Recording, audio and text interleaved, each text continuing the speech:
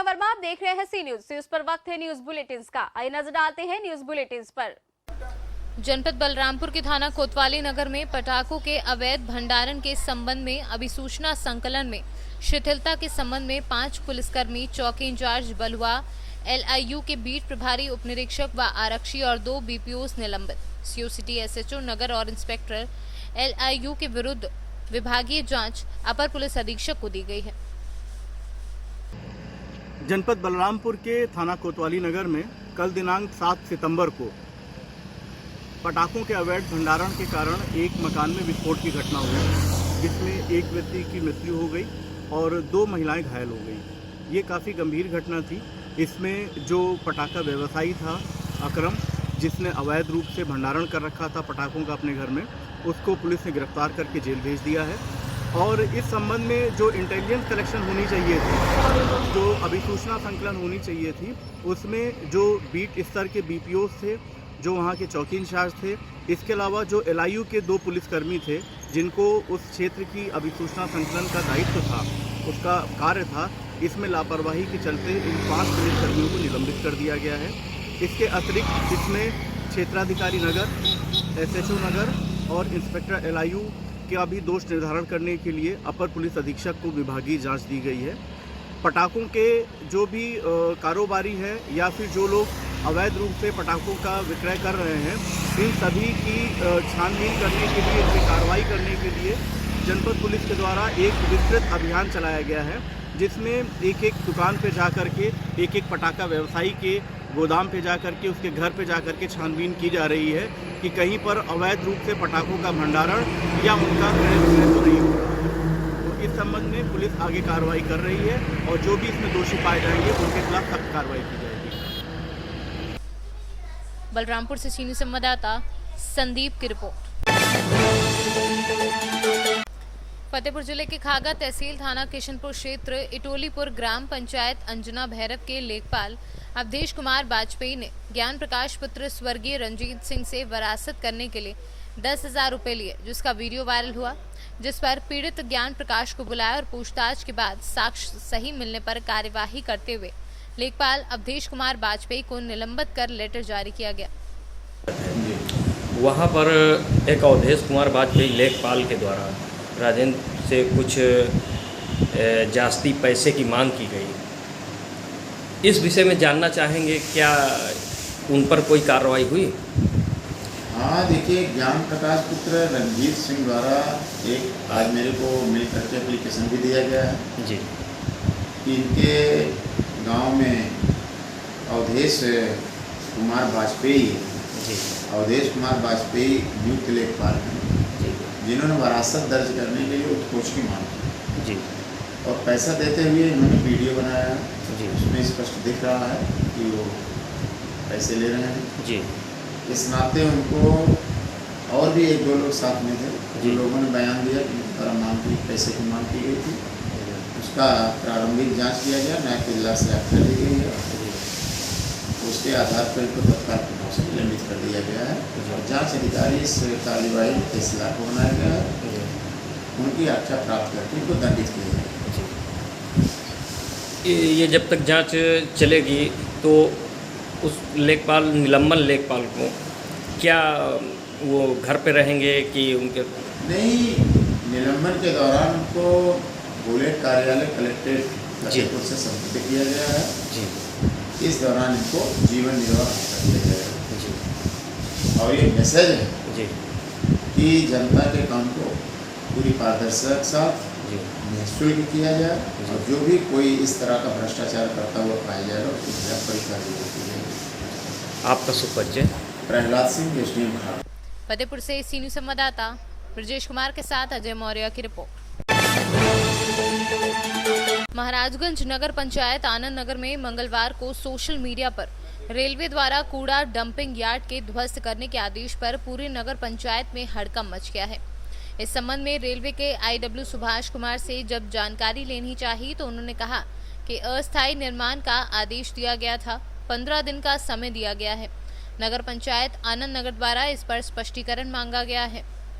जब और जानकारी लेनी चाहिए तो उन्होंने कहा कि वृद्ध जानकारी के लिए आप हमारे CPRO Pankaj Kumar, DRM MD RM से संपर्क करिए। कूड़ा डंपिंग यार्ड स्थल पर पहुंचकर जब हमारे संवाददाता ने हकीकत जानी चाहिए तो वहां देखा गया कि गिट्टी, बालू, सीमेंट और सरिया से स्थायी निर्माण किया जा रहा है। वायरल आदेश के संबंध में पूछने पर अधिशासी अधिकारी अवध प्रकाश सिंह ने बताया कि रेलवे की सहमति से कूड़ा डंपिंग यार्ड का निर्माण हो रहा है। अभी ऐसे किसी भी आदेश की कॉपी उन्हें नहीं मिली है। सर, रेलवे की तरफ से एक आदेश जारी किया गया है कि उसको या तो नगर पंचायत गिरा दे या रेलवे 15 दिन के अंदर गिरा दे। इस पे क्या कहना आपका? अभी कोई भी ऑफिशियल पत्र जो है मुझे रेलवे की तरफ से मेरे कार्यालय को नहीं प्राप्त हुआ है। आगे जो भी होगा मैं उसको देखूंगा। सर, एनओसी स्थायी रूप से या अस्थायी रूप से बनाने के लिए मिला? स्थायी मिला हुआ है। स्थायी मिला हुआ? अस्थायी है, अस्थायी की बात ही नहीं। इस पे कूड़ा डंपिंग यार्ड जो है निर्माण की एनओसी मुझे मिली हुई है। एनओसी पे अस्थायी या स्थायी ऐसा कुछ नहीं? नहीं। रिकवरी कहाँ से होगा? ऑफिशियल आ जाए लेटर तो फिर उसके बाद में देखा जाएगा क्या होगा, कैसे होगा, अभी कैसे बता सकता हूँ। और क्या इसमें भुगतान हो गया है? भुगतान पार्शियल हुआ है। कितना हुआ होगा सर? कितना परसेंट? देखना पड़ेगा, फाइल देखना पड़ेगा। के बाद ही काम कराया जा रहा है, उसका जवाब दिया जाएगा रेलवे को। सर, रेलवे की तरफ से कहा जा रहा है कि ये अस्थायी रूप से बनाने के लिए नगर पंचायत को दिया गया है। कोई सूचना नहीं मिली है अभी तो मैं। सर, उन्होंने कहा कि एनओसी में अस्थायी रूप दिया गया है, ये स्थायी रूप से बन रहा है। गिट्टी और सरिये की प्रयोग हो रही है। ऐसा नहीं, ऐसा कुछ नहीं। उसमें लिखा गया है कि गिट्टी और सरिये का प्रयोग नहीं किया जाएगा और वो डंपिंग यार्ड बन रहा है। ऊपर टीन शेड ही उस पर रहेगा, उस पर छत वगैरह नहीं पड़ना है। 40 के दीवार पर 9 के दीवार पर टीन शेड ही पड़ेगा। एनओसी के बाद ही काम कराया जा रहा है। बाकी उनका लेटर मिले, जैसे क्या लिखा गया है उसके हिसाब से उसका जवाब दिया जाएगा। पंचायत में कूड़ा डंपिंग का निर्माण हो रहा है, उसके द्वारा शिकायत किया गया। क्या कहना आपका इस मामले में? एक्चुअली वह इलीगल कंस्ट्रक्शन है और कई महीनों से हम लोग लगातार प्रयास कर रहे थे कि रेलवे किस प्रकार से अपनी ज़मीन का इस तरह से नगर पंचायत को हैंडओवर कर रही है। तो शंका हुई, जिस पर कई बार IRGS मुख्यमंत्री पोर्टल पर भी शिकायत की गई, जिसमें EO साहब ने कुछ आख्याएँ जिला अधिकारी महोदय को प्रेषित की हैं, जिसमें उन्होंने कहा कि NOC मिली हुई है। फिर IRGS पर वगैरह पर कंप्लेन करने पर NOC की काफ़ी मांगी गई, जिसका उन्होंने अभी तक कोई जवाब नहीं दिया है, ना उन्होंने कोई उपलब्ध कराया। ये NOC किस आधार पर दी गई है रेलवे द्वारा, ये अभी संदिग्ध है, जिस पर हम लोगों ने कंप्लेन किया था। इसके बारे में और रेलवे के DRM साहब से भी कल बात हुई थी, लगभग 5 मिनट बातें हुई थी। उसमें उन्होंने कहा है कि यह इलीगल कंस्ट्रक्शन है, जिसको ध्वस्त कराने का आदेश दे दिया गया है। अभी मेरे पास कोई हार्ड कॉपी नहीं है, फिर उन्होंने कहा कि आनंद नगर जंक्शन के जो सेक्शन इंजीनियर हैं उनसे मुलाकात करने के लिए भी। और चूँकि यह मामला विद्यालय से भी जुड़ा हुआ है, वह बालिका इंटर कॉलेज जो राजकीय बालिका इंटर कॉलेज है उसका गेट भी उस तरफ निकल रहा है और वह कूड़ा घर वहाँ पर जहाँ कूड़ा स्टोरेज किया जाएगा बड़े पैमाने पर करने का प्रयास, क्योंकि 12-13 फीट की ऊंची से लीगल कंस्ट्रक्शन किया गया है, सीमेंट और गारे के साथ और ईंट ब्लॉक्स वगैरह लगाकर किए गए हैं, जो एक तरह से अस्थायी निर्माण का एक संकेत देते हैं। वह रास्ता हम लोगों के लिए ये रेलवे स्टेशन पे, रेलवे जंक्शन पे जाने के लिए खास उत्तर क्षेत्र में, जो फरिंदा के उत्तर क्षेत्र में लोग रहने वाले हैं, उनके आने जाने का भी एक रास्ता है और रेलवे स्टेशन पे जाने का मामला है। तो ऐसे में हम यदि कोई यात्री संक्रमित होता है तो इसका जिम्मेदार कौन होगा, रेलवे होगा कि नगर पंचायत होगा? और जहाँ तक आप लोग बात कर रहे हैं कि EO साहब ने कहा कि वह अस्थायी निर्माण और स्थायी निर्माण, ये बताइए किसी भी ग्राउंड पर ईंट ब्लॉक्स रख देना अस्थायी निर्माण कहलाता है या अस्थायी निर्माण कहलाता है? इसका जांच और इसकी समझ आप सभी लोगों को है, सारी जनता को है, वो निर्णय लेगी। बाकी EO साहब जाने और नगर पंचायत जाने, रेलवे जाने, हमारी शिकायत है और शिकायत लगातार चलती रहेगी जब तक मुझे न्याय नहीं मिल जाता। उसमें छात्रों का हित है, उन बालिकाओं का हित है जो उस रास्ते का प्रयोग करेंगे, हम जैसे यात्रियों का उसमें हित है जो उस रास्ते का उपयोग करेगा। इलीगल कंस्ट्रक्शन है। नगर पंचायत को इसी सीमा में, नगर पंचायत सीमा में कूड़ा डंपिंग ग्राउंड के लिए तत्कालीन SDM फरिंदा ने ज़मीन आवंटित किया था। वो अपने ज़मीन पर काम करें, रेलवे की ज़मीन पर क्यों करते हैं, किस शर्तों पर करते हैं, ये रेलवे भी बता दें और नगर के EO साहब भी बता दें। महाराजगंज से सीनियर संवाददाता इजराइल खान की रिपोर्ट।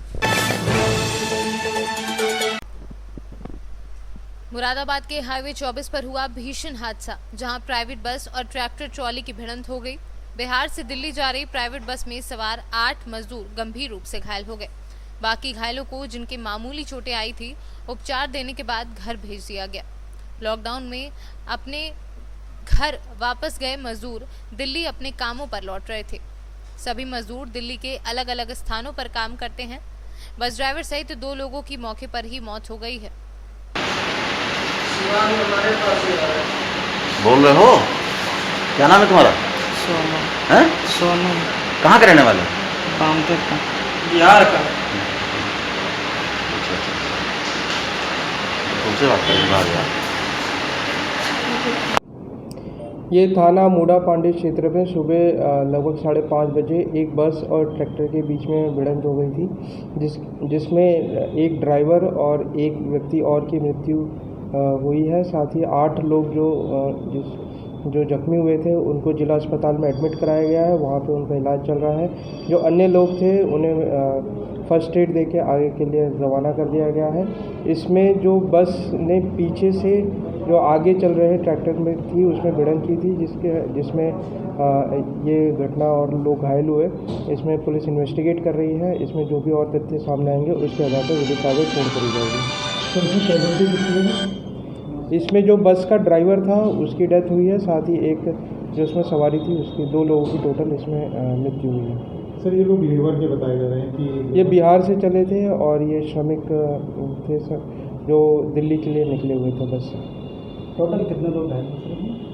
इसमें 8 लोग हैं जो इस समय जिला अस्पताल में एडमिट है और उनका इलाज चल रहा है और डॉक्टर्स ने उन सभी की स्थिति को स्टेबल बताया है। बाकी जो अन्य लोग जिनको मामूली चोटें थी उनका फर्स्ट एड देके आगे रवाना होगा।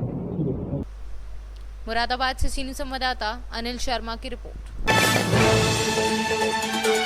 उत्तर प्रदेश के मुरादाबाद जनपद के भोजपुर थाना क्षेत्र में मेहंदीपुर गांव में आज उस समय हड़कंप मच गया जब बेसिक शिक्षा अधिकारी अपनी टीम के साथ स्कूल का निरीक्षण करने पहुंचे। आक्रोशित ग्रामीणों ने गाड़ी रोककर बीएसए को रोका और बीएसए को बंधक बनाया। ग्रामीण जिलाधिकारी को मौके पर बुलाने की मांग पर अड़े थे। वहीं घटना की जानकारी मिलते ही एसडीएम सदर और भारी पुलिस बल मौके पर पहुंच गया और ग्रामीणों को पीड़ित परिवार की हर संभव मदद का आश्वासन दिलाया, जिस पर हंगामा कर रहे लोग शांत हुए। क्या नाम है आपका? नवाजी सर। क्या घटना हुई थी यहाँ? घटना ये हुई थी कि मेरा जो भतीजा था, 13 साल का भतीजा था मेरा। जी। वो जो है वहाँ पर प्राइमरी स्कूल है गाँव में सरकारी, उस पर खेलने के लिए गया था और सारे बच्चे थे काफ़ी। लेकिन जो उसका जंगला होता है जिसमें लिखा होता है प्राथमिक विद्यालय, वो उसके ऊपर गिर गया और उसकी मौत हो गई। उसके साथ एक बच्चा और था, वो अभी हॉस्पिटल में एडमिट है। अच्छा, जो यहाँ जांच के लिए आए थे अधिकारी, बताया जा रहा है उन्हें पीटा? नहीं, ऐसा कुछ नहीं है, पीटा किसी को नहीं है। वो तो आपको सामने है सब कुछ सामने। बस अभी जो है आज कल घटना हुई थी तो आज गाड़ी रोकी थी। छजला गिरने से बच्चे की मौत हुई थी। कितनी देर बाद में अधिकारी और पुलिस आई थी? लगभग 2 घंटे बाद, क्योंकि जब उसको मैं यहाँ से हॉस्पिटल ले गया था, हॉस्पिटल जब उसको एक्सपायर हो गया तो उसके बाद जब इन्फॉर्म किया तो पुलिस आई थी। अब क्या आश्वासन दिया अधिकारियों ने जो बच्चे की मृत्यु? आश्वासन ये दिया है कि मतलब जो भी इसमें वो है स्कूल की मरम्मत हो या कुछ भी हो, उसको उचित मतलब वो लिया जाएगा, फैसला लिया जाएगा। अच्छा, बच्चे की मृत्यु हो गई है, आप सरकार से कोई मुआवजे की बात रखना चाहेंगे? हाँ, वो बात हुई है एडीएम साहब से। अब जो भी है, जो भी बोल रही थी कि अगर इसमें जो भी आता होगा वो मिलेगा। ठीक। मुरादाबाद से सीनियर संवाददाता अनिल शर्मा की रिपोर्ट। न्यूज बुलेटिन में फिलहाल इतना ही। बाकी देश और दुनिया से जुड़ी बड़ी खबरें जानने के लिए विजिट करें हमारी वेबसाइट cnewsbharat.com पर और अपडेट रहने के लिए प्ले स्टोर से डाउनलोड करें सी न्यूज भारत ऐप। बने रहिए सी न्यूज के साथ, हर खबर आपके साथ, आपके हाथ।